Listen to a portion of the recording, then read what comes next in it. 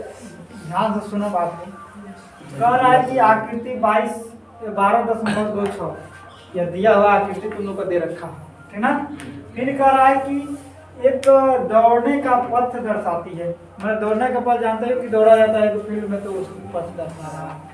ठीक, कह रहा है कि दाएं सिरे और मैंने बाएं और दाएं सिरे पर, मैंने बाएं हो गया इधर इधर जान दो, दाएं हो गया हुआ ना, बाएं और दोनों सिरों पर एक अर्धवृत्त है। क्या है? मैंने आधा, देखो यहाँ से आधा है, ये क्या है? इधर भी यहाँ, ठीक है। फिर कह रहा है क्या कि दोनों आंतरिक समांतर रेखाखंडों के बीच की दूरी 60 मीटर है। तो दोनों रेखा तो ये समांतर है ना, है ना, समांतर उनके बीच की दूरी कितनी है? 60 मीटर है। आंतरिक, अगर बाहरी नहीं, आंतरिक। जो रास्ता है, जो क्या है, रास्ता है, उसकी चौड़ाई है 10 मीटर। ये रास्ता का चौड़ाई। अब रेखाखंड की लंबाई, जो रेखाखंड की लंबाई है वो है 106 मीटर लंबा। कह रहा है कि ज्ञात कीजिए आंतरिक किनारों के अनुदिश एक पूरा चक्कर लगाने में चली गई दूरी और पथ का क्या करना है?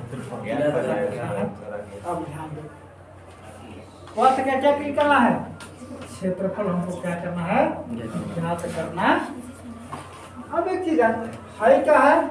समांतर है, रेखाखंड है जिसकी लंबाई क्या है? 106। सुनते रहना, ध्यान से देखते रहना। कितना? पथ की चौड़ाई कितनी है? 10। इन दोनों समांतर रेखाओं के बीच की दूरी कितनी है? 60। यह बताओ तुम लोग कि 10 हाई चौड़ाई या 10 हाई चौड़ाई है।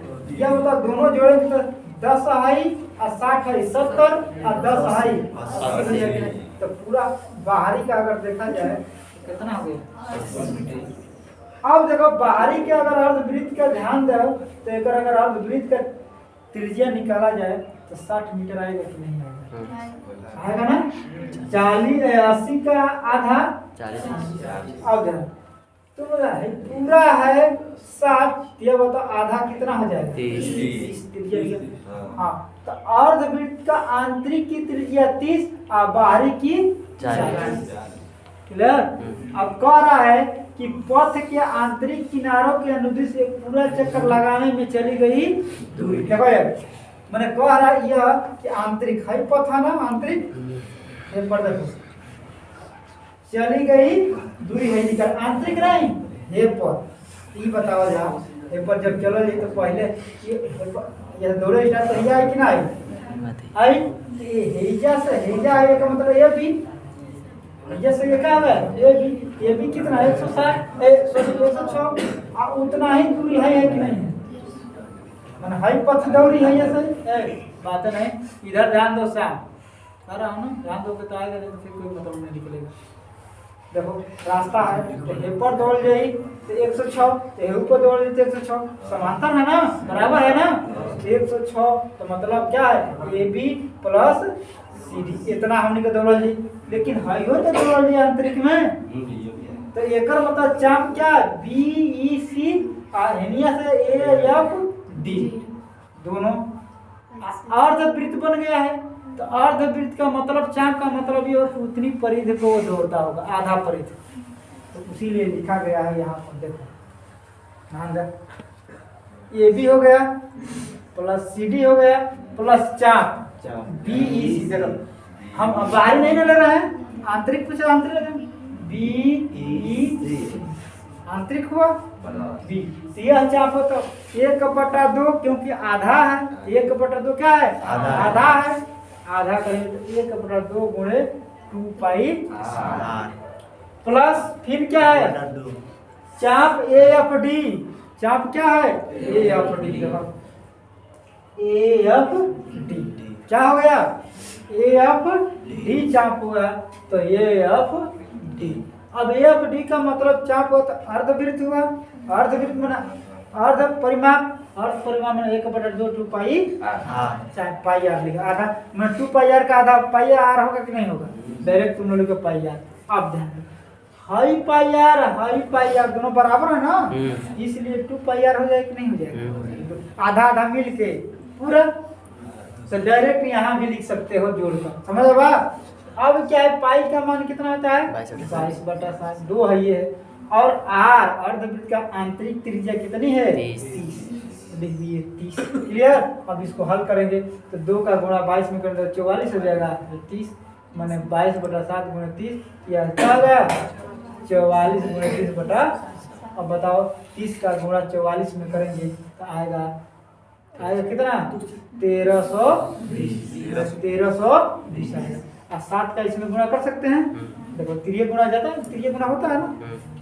तो 7 का 222 में करेंगे तो 1484 आएगा। और 1484 में 1320 क्या कर देंगे जोड़ देंगे। तो जोड़ने के बाद कितना 2804। यह हमारा इतना बटा के 7, इतना मतलब हम पथ पर क्या है दौड़े हैं, आंतरिक पथ पर। अब कह रहा है पथ का, सुनो इधर ध्यान, पथ का हमको क्षेत्रफल पूछ रहा है, किसका पूछ रहा है मन हाई रास्ता, ये रास्ता वो पूछ रहा है भाई, एक क्षेत्रफल ये बतावा जा भाई। हिस्सा हमने का निकाल ले है, ये पीछे वाला है कुल मानस है, हिस्सा निकाल जाएंगे तो हाई ये कुल बची कि ना बची ना, ध्यान देना बात।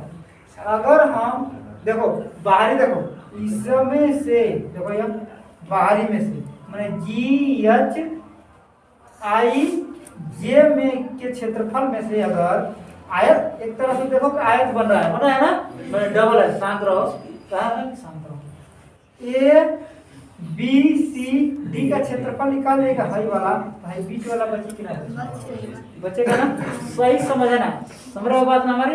कहने का मतलब यह है कि GHIJ में से ABCD अगर निकाल देते हैं तो बीच वाला बचेगा, कहानी खत्म। अब देखो ये बड़का में से छोटका इधर से निकाल सकते हैं, अच्छा इस वाले अर्धवृत्त में से हाई अर्धवृत्त निकाल देंगे, या बीच वाला बचेगा कि नहीं बचेगा।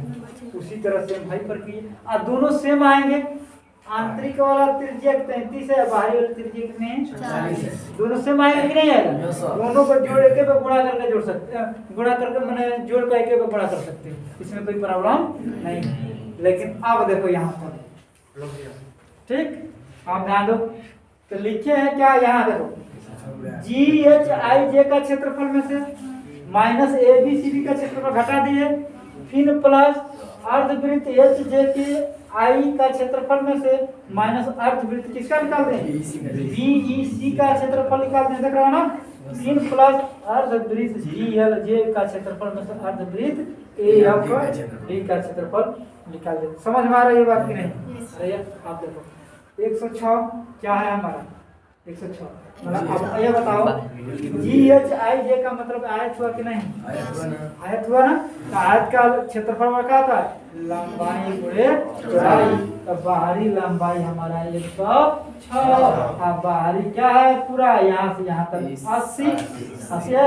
आंतरिक लंबाई तो उतना ही है, लंबाई में 106, आंतरिक क्या कहता है चौड़ाई कितनी है 60। ठीक, तो देखो 106 गुणे 80 माइनस 106 गुणे 60 प्लस 1/2 होगा ही गुणे 22/7 गुणे त्रिज्या बाहरी कितनी है 40 का स्क्वायर माइनस 1/2 गुणे 22/7 आंतरिक त्रिज्या कितनी है 30 है, इसका स्क्वायर प्लस 1/2 22/7 गुणे बाहरी कितनी हो गई 40 माइनस आंतरिक घटाएंगे 1/2 गुणे 22/7 गुणे 30 इसका होल क्लियर। अब ध्यान देना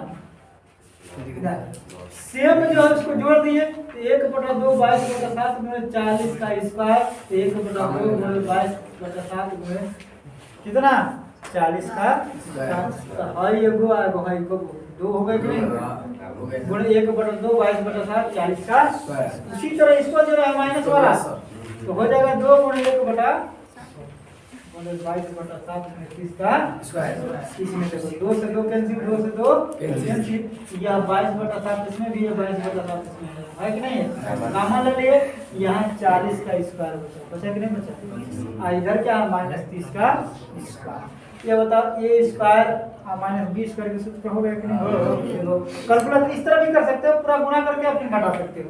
तो 40 प्लस 30 कितना आ जाएगा 70, एगो में प्लस एगो में माइनस 70 गुणे 10, 7 से कट जाएगा 70 कब बार में 10 साल में। तो आएगा कितना 100 नहीं 10 10 100 और 22 में गुणा करें तो 2200 और 2120 में 2200 जोड़ेंगे तो कितना आएगा 4320। यही पथ का क्या होगा क्षेत्रफल होगा।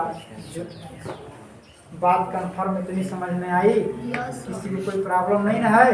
देखो एक ही है तो आप लोग को बार बार पढ़ने की कह रहा हूँ पढ़ने के लिए कि आप लोग के पास कोई टाइम नहीं है, ईमानदारी से पढ़ाई करो। पढ़ाई देखो एक चीज़ है बता रहा हूँ तुम लोग को, एक चीज़ सुनो, पढ़ाई ही ऐसी चीज़ है जो तुम लोग को आगे बढ़ा सकता है। यह ऐसा धन है, पढ़ाई एक ऐसा धन है तो कोई चुरा नहीं पाएगा, ना कोई ले पाएगा और ना कोई छीन पाएगा। यही है सबको झुका सकता है कि नहीं। ज्ञान में कोई बांट बखरा नहीं लगता।